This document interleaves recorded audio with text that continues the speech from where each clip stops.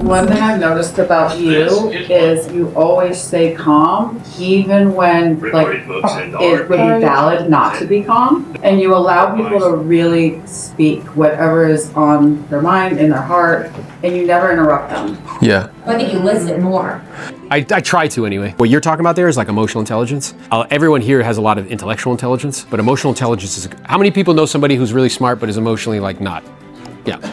So the ability as a leader to combine those two things is like really powerful. So a book that I read multiple times that helped me with that, it's called A Masterclass in Gremlin Taming. The first part of that book kind of gives you a synopsis of gremlin taming. The second part, he's showing you how to constructively work through conflict and how to show up fully and completely. I actually coached Jose on that for a year. He's really good at it now. So what Jess said is that some leaders feel like triggered. Now tell me what you mean by that. Well, I've seen like people in my org have issues with each other, and I'll be like, that's kind of silly, but I'll listen to them, and it's like triggered emotions from something else that they're bringing into the situation. Yeah. Again, like it's good because people bottle things up, they don't say what's really bothering them, and then they just leave. Right. So when you have that conversation, it gives them space to be like fully and authentically themselves. Yeah, and a recognition that as a leader, like you stepping in and helping somebody constructively work through conflict or addressing something has nothing to do with you. Like my emotions shouldn't be like put in there. I shouldn't be like petty and small or like whatever. It's more like, yeah. And not only that, but as a leader, helping other people open up. Yeah. He said as a leader, helping people to open up. Like meaning like with your agents, like I had conflict with an agent and an admin, and then facilitating that, we're helping them be like, look, the only way to solve this is to communicate. Yeah. A lot of the problems that most people had is some sort of miscommunication.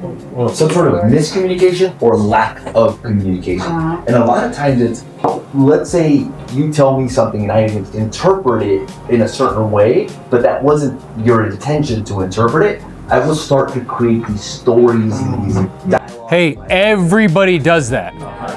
And unless you and I talk about it, that story will just get compounding.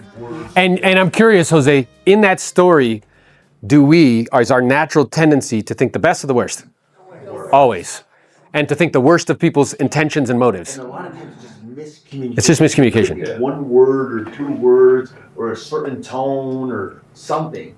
But these stories go, and the stories are wild. Yeah, our ability to make up wild stories is like out of control. And you're like, yeah. We have an exercise that we do, like you said, that you act like a third party, basically a mediation. So when there's a conflict in our team, we have a third party, an unbiased opinion. We have the two people that have the conflict, which usually don't want to talk to each other. So the stories are wild. You have to, it's like kind of childlike, but it works. But you have to have that person say their side. That person cannot interrupt. This person then has to repeat back exactly what they heard that person say, and then vice versa. Yeah, it's dope. And really, as leaders, we're actually the one doing that. Like, we're the one facilitating that. I have a really tough issue with conflict when it's directed towards me, like with like sellers, when they feel like maybe like I said one thing. So like they challenge your character. Right. Integrity is a big thing for me. And like when I feel like my character is challenged, like I'm not doing the right thing, whether it's like an agent or a seller or something, it takes a big toll on like me as a person emotionally. So how do you deal with that? Yeah, well, I think that it's more of, I mean, clearly that's you. Yeah. It's your own thing, right? And what I've learned is that like everything is projection. So what that seller is doing, like that individual, they're projecting their own internal stuff onto you. And usually has nothing to do with me. When children don't get what they want, how do they behave? They have a temper tantrum. When adults don't get what they want, how do they behave? Same thing. Yeah. We like to think like, oh, we're so sophisticated, I'm a grown-up. I'm like, really, bro? Because what you're doing right now is the equivalent of doing this. I don't want to, right? So I would say something like, using responsible semantics, which again, I learned from that book. Responsible semantics are more about, they're more for you than they are them. So I might say something like, I'm imagining. That addresses what Cece and Jose said. When I say I'm imagining, what am I reminding myself? I'm making this up. I have no idea if this is true or not. How many people have heard me say out loud, I'm hallucinating? You know why I do that? It's more for me. Because I'm aware. I might not know what's true. I have no idea what Dan's there's no way possible for me to know what his direct experience is. I can guess. He can perhaps share information with me, but I can't know for sure. So, hey, I'm imagining that based on kind of what you're sharing with me, that you seem to feel as though I've done something in a way that was not integrous or lacked character.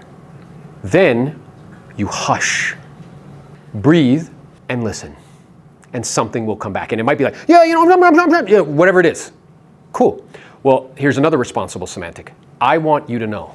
I want you to know that, if I've done something that have caused you to feel that way, like, I apologize. At the same time, what's true for me is that based on this interaction, we've performed precisely in the way that you hired us to perform. And it seems as though you may be upset about something and you're directing that towards me, and I don't believe that that's accurate. Something will come back, right? I've had times, I'm sure everybody in this room has, where people are yelling at me. Yeah. And I'll say, hey, I'm noticing, Gabrielle, that you're yelling at me. You're raising your voice. And then you know what they say? No, I'm not! Like, yeah, you're raising your voice. I'm not. My intention is to have a really civil, professional conversation. And if now's not a good time for that, I get that. I can call you back at a different time. Or we can just continue. Whatever you decide is perfectly okay. Yeah, just done. Okay. It's done. Right? So it's learning that skill. Responsible semantics are like, I'm aware, I'm noticing, I'm imagining, I want, I don't want. One of the things I noticed too is that sometimes people feel like the other person messed up, so the other person should call them to fix it. Oh my gosh, yes. Now, the problem that I see with that is that it's very unlikely for the other person to have the emotional intelligence to reach out to you. So what I learned from the book is, I don't care what's right, what's wrong. I'm just going to have the conversation, not for them, but for me to clear up my energy. I do find that when you do that and you take all of the responsibility that you can possibly think of in that situation where you would have done better, and you say that. You lead with that. They're more likely to Way more. say no, and their guard goes down. 100%. And to sit, what you were saying about being quiet after you say something, I think it's a natural human reaction that we want to fill every space of silence. Yes. But if you just stop and stare, and it seems so uncomfortable, you will hear so much more.